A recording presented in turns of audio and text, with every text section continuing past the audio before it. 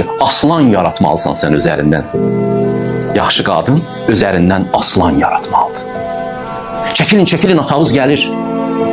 Elə bilirsiniz ki, axmaq idi bunu deyən qadınlar. Onlar evdə lider formalaşdırırlar. Uşaqların tərbiyəsi üçün də önəmli bir zəmin hazırlayırlar. Yeməkdə toyğun budunu ərinin qabağına qoyurdu. Doğru idi. Çox doğru idi. Qayıdacaqsın. Kişi olmayanda, kişini kişilik taxtından salanda ki, bu bərabərçilik ancaq ona xidmət edir.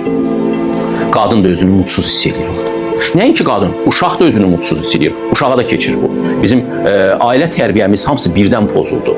Fikir vermişsiniz, son 10 illiklərdə bütün ailə haqqında söhbətlərdə uşaq bir nömrəlidir. Uşağım velosiped sürə bilməyəcək. Uşağa ala bilmirəm. Bütün günahlara uşaqdan ötürü girirlər ha. Uşağıma çörək üçün rüşvət aldım. Uşaq güya ki, həyatın mənbəyiymiş. Uşağa o qədər diqqət verirlər ki.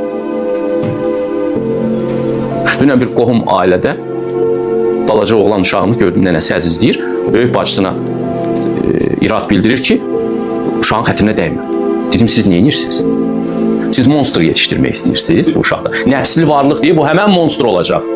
O dəqiqə biləcək ki, sizi necə manipulyasiya eləmək olar. Bir yaşı da olsa bunu hiss eləyir.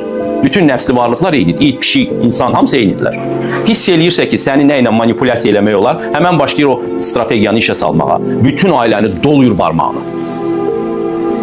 Mən ağlayaram ha bu dəqiqə. Mənim istədiyimi eləməlisiniz. Səsi ilə bir çığırtığını göstərir.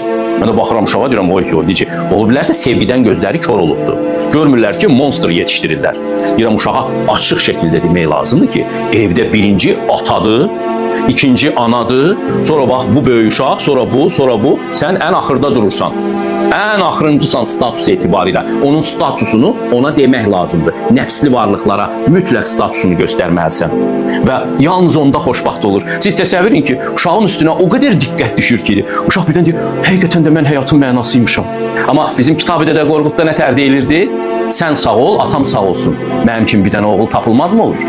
Bunu oğul deyir, yerini bilirdi çünki. Uşaqları həyatın mənası elər. Uşaqlar bizim gələcəyimizdir. Sən yoxsansa, uşaqlar sənin heç nə. Evdə subordinasiya olmalıdır. Allah elə bunu açıq şəkildə deyir. Həm Quranında, həm Bibliyasında, İncilində açıq şəkildə deyir, qadının yeri kişidən sonra. Həzm eləyəm. Ona görə də min illərdir qadın tərbiyə eləyəndə deyirlər, qadınsan belə otururdu. Tabi olmaq öyrədirdilər qadına. Ən çox belə şoka gətirən bir şeydir. Qaynatasının, qaynanasının ayaqlarını yuduzdururdular. Ərinin ayağını yuduzdururdular. Ritual idi. İndi bunda ancaq alçalma görürlər. Marksistlər axı. Bizi alçaltdılar.